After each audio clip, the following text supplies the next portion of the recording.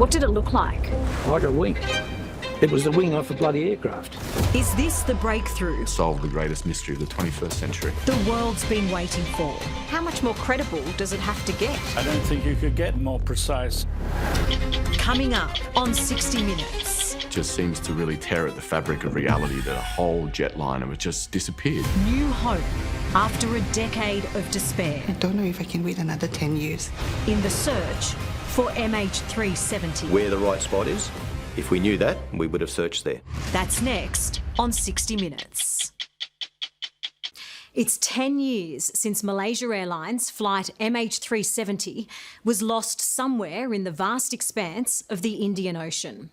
For the families of the 239 passengers and crew on board the Boeing 777, it's been a decade of despair, living with the never-ending pain of not knowing what's happened to their loved ones.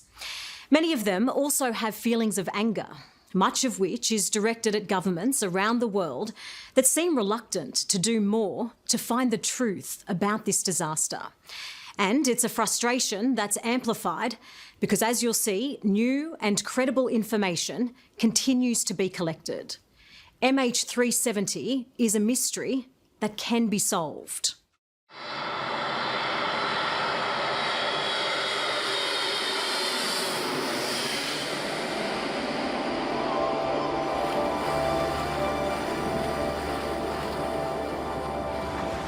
I think there's something special about the sea.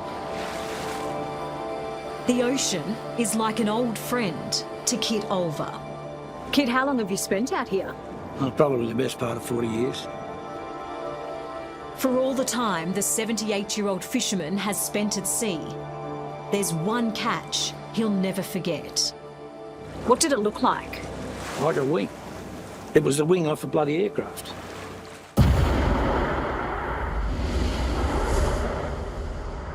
Not just any aircraft, Kit believes he pulled up the wing of flight MH370.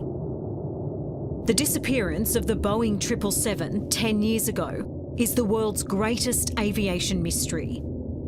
The plane was carrying 239 people, including 6 Australians, when it left Kuala Lumpur bound for Beijing. But it never arrived, vanishing somewhere in the Indian Ocean.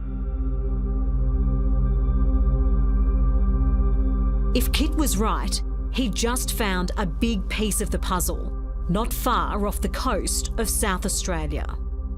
When did you first think MH370? Pretty much as soon as we saw it. We thought it. Of course we did. And we got a pretty fair look at it. Kit regrets not being able to salvage what could be a crucial piece of evidence. He says the wing got stuck in the net of his deep-sea fishing trawler, so he had to cut it free. That was in October 2014, just 7 months after flight MH370 was lost. Kit says he reported his find to authorities soon after he returned to land, and again 3 years later. They responded by saying that they thought that it could be a container, and I knew it was a container. It was the wing off an aircraft. What do you say to people who might doubt what you saw that day? Plenty of people just simply don't believe me. That's up to them. Amongst those criticisms, that I didn't pull my phone out to take a photo. I didn't knock off for a bloody picnic halfway through either. I was busy. How many wings are sitting on the bottom of the ocean? Big ones, like the wing you found? I wouldn't have thought many. And that's was another part of my thinking. It's not from the MH370. What is it?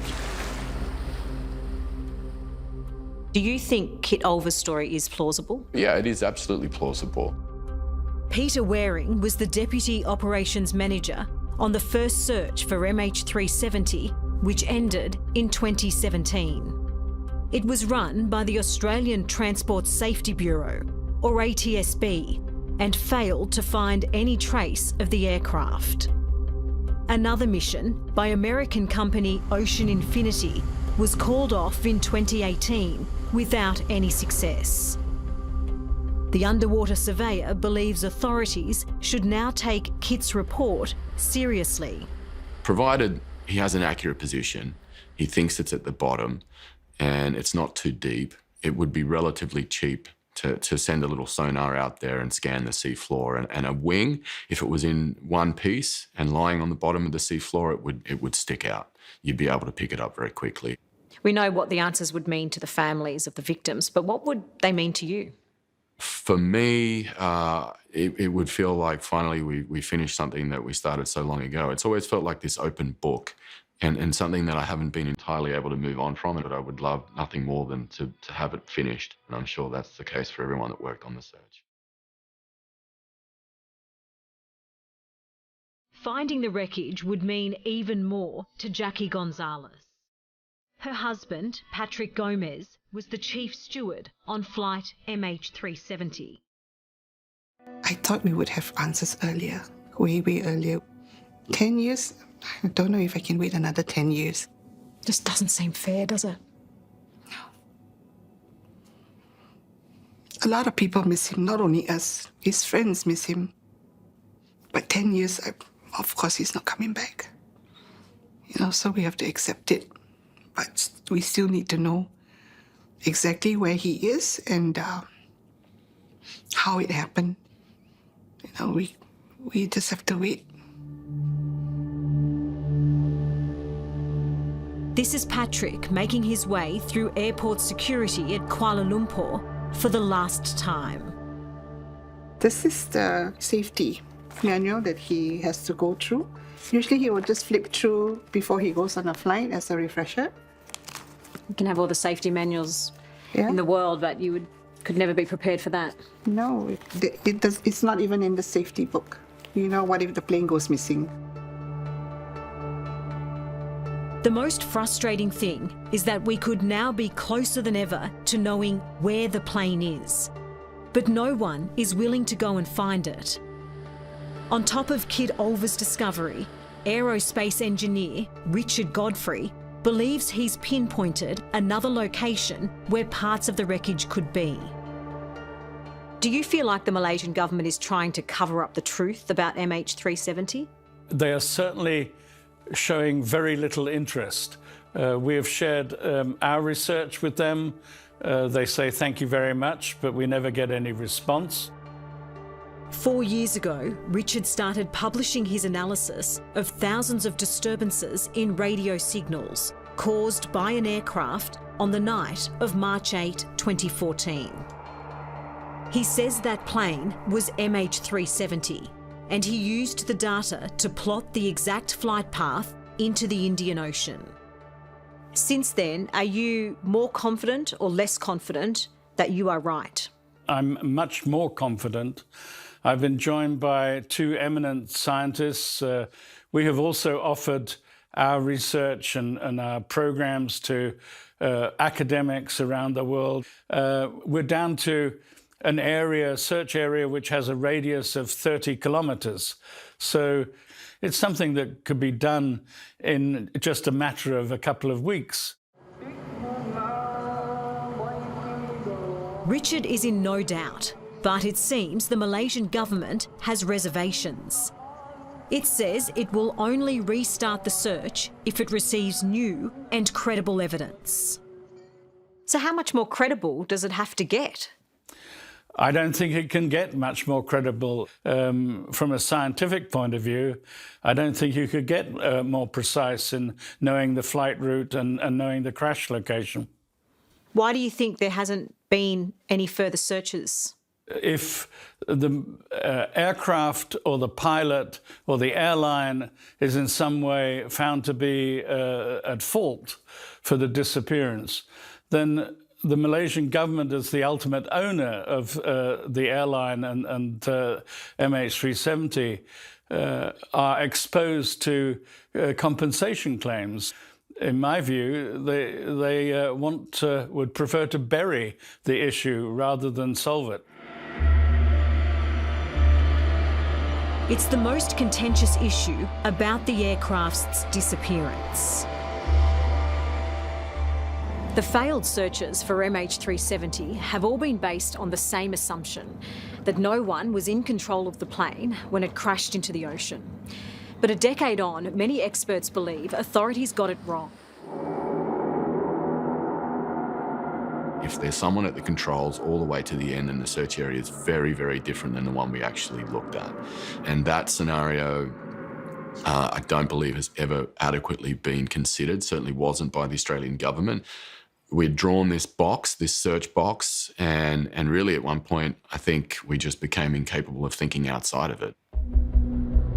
But the ATSB still stands by its search, even after Kit's reported discovery and Richard's research into the flight path. We are an evidence-based organisation, and at the moment we don't have new evidence to suggest that what we assessed at the time was incorrect. So what you're saying is, for the families of those on board, that original search is as good as it gets? Well, it was as good as it got 10 years ago with the evidence available. But tragically, and for the families, it didn't yield results. Angus Mitchell became the Chief Commissioner of the ATSB in 2021, 4 years after the organisation stopped searching for MH370. These boxes that sit in his office were built to house the flight recorders the ATSB hoped to salvage from the wreckage. But now they're a daily reminder his team failed to find anything. There's only two reasons that your search failed. Either you missed the aircraft or you were looking in the wrong spot. Which one do you think is more likely? Well, I think it's probably a combination. Some of the resolution of that search area was with a high degree of accuracy, and we didn't find it there. So that would suggest that some of where we're looking wasn't the right spot. Now, where the right spot is, if we knew that, we would have searched there.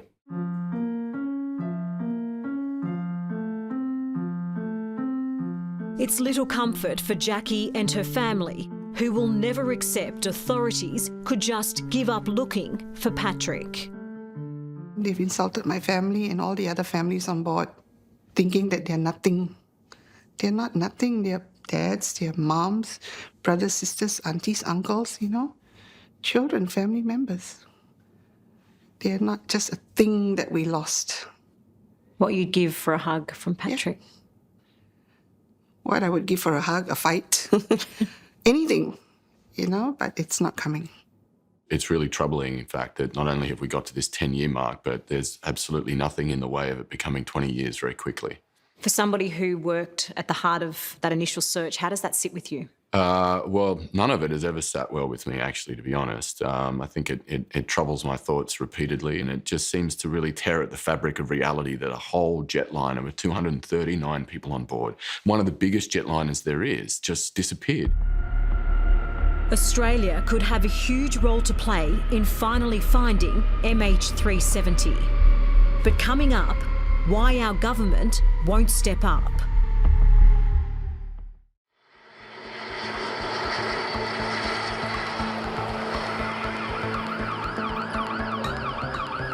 When 239 people vanish, you'd think authorities would never give up the search to find them.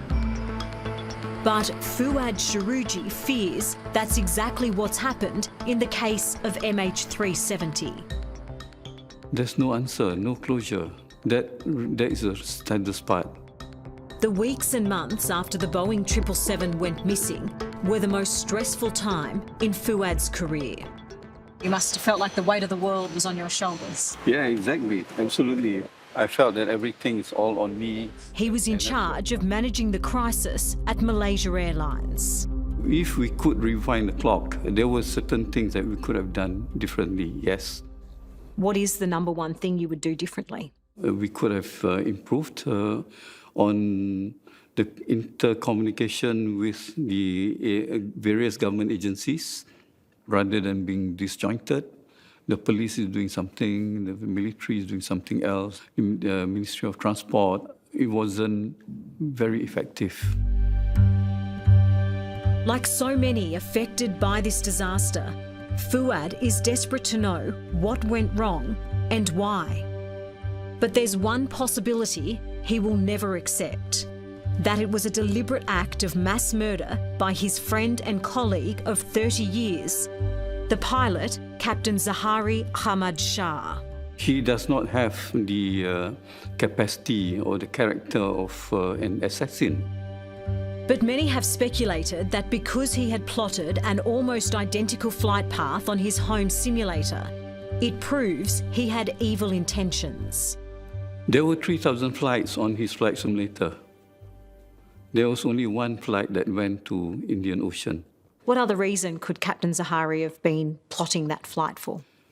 I do not know. I mean, it's very common for pilots to practice ditching, landing on the sea, and to take away his own lives. It is not... You can't fathom it? I can't fathom it at all. Why do you think nobody wanted to entertain the idea that somebody was at the controls of the plane when it went into the ocean? It was psychologically very challenging to consider that someone may have cut off oxygen to all of the passengers and then flown the aircraft for hours and hours afterwards. I think that the psychological profile of someone that would do that is so far off the scale that it was very difficult for people to think about. The only way to prove that theory is to find the wreckage. Peter Waring tried in 2015. He worked on the first search for MH370. But the undersea surveyor believes the mission was doomed to fail as soon as the Australian Transport Safety Bureau, or ATSB, was put in charge. The Australian government made a fundamental mistake in assuming that a transportation investigation authority could run a search, and not just any search, but the largest search in human history. You know, I think that comes back to just the fundamental problem, which was that the ATSB, despite being full of well-intentioned people that I still consider friends, it was not the right organisation, it was not the right agency to be running the search. Do you think the ATSB was the best person for the job? This certainly wasn't an ATSB solo effort. This was very much a multinational effort to search for the plane that, tragically was unsuccessful at the time. 10 years on, the ATSB's Angus Mitchell admits they're no closer to finding the plane.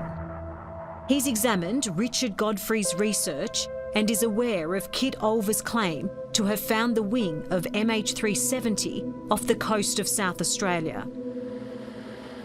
But the Chief Commissioner says it's still not enough. What's stopping you from launching a search? Well, it's not an ATSB decision to commit government resources to a search. It sits initially with a state of registry. That would then come to the Australian government if there was a request for the Australian government to assist, who then would decide whether or not it was an ATSB role. Is it something that you're pushing for? I'm pushing for the ability to continue investigating all of those other. There's been 900 odd investigations in the aviation section in the last 10 years since this incident. Surely this is the most important one, though. Well, I think they're all important. So I've got over 200 fatalities in that last 10 years in aviation. But ultimately there are some things that are beyond our capabilities, and at this stage that's where the MH370 sits. That's awful, and that's awful for the families of those loved ones. Absolutely, and that's something that sits very heavily with our staff as well. What more could the Australian government do? Well, I think the Australian government needs to potentially co-sponsor a new search and put some pressure, if they can, on the Malaysians. We started something, and I think most Australians would agree that once you start something, you should try and finish it.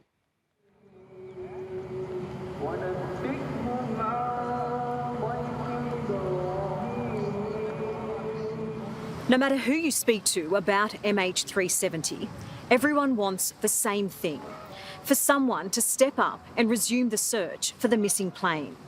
You'd think the 10-year anniversary would be a good time for the Malaysian government to do it. But there is little hope. No one from the Prime Minister down would speak to us, not even just to acknowledge the endless pain of the families left behind. I'm angry because they're not acknowledging what they're supposed to do. They promised, we'll find the plane, we'll do everything that we can, we won't give up. A decade after losing her husband Patrick in the tragedy, Jackie Gonzalez has to accept their granddaughter will never get to meet him. The only thing she can hope for is to one day lay him to rest. If you could say something to Patrick, what would you say to him? Have fun up there, you know? Have a beer on us. Whisper in our ear. Talk to your grandchildren. What else can I tell him to do? You know, but to rest in peace.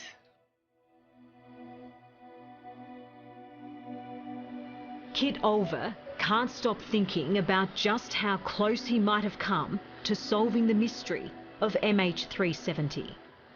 And it seems to be troubling me more now than it has in the past. And I saw a couple of programs on the relatives of the victims. And you've got to feel for them. You know, can I contribute? Maybe.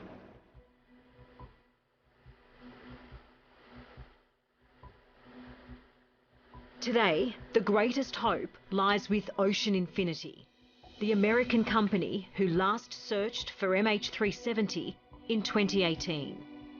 They told us they want to try again in a different area of the Indian Ocean later this year. But they need the support of the Malaysian government. Without that, what we'd really need is some generous philanthropist who is willing to spend some money on a new search. So that's really the next question. Are you willing to go out there and solve the greatest mystery of the 21st century? And I hope the answer is yes. Hello, I'm Amelia Adams. Thanks for watching 60 Minutes Australia. Subscribe to our channel now for our brand new stories and exclusive clips every week. And don't miss out on our extra minute segments and full episodes of 60 Minutes on 9now.com.au and the 9Now app.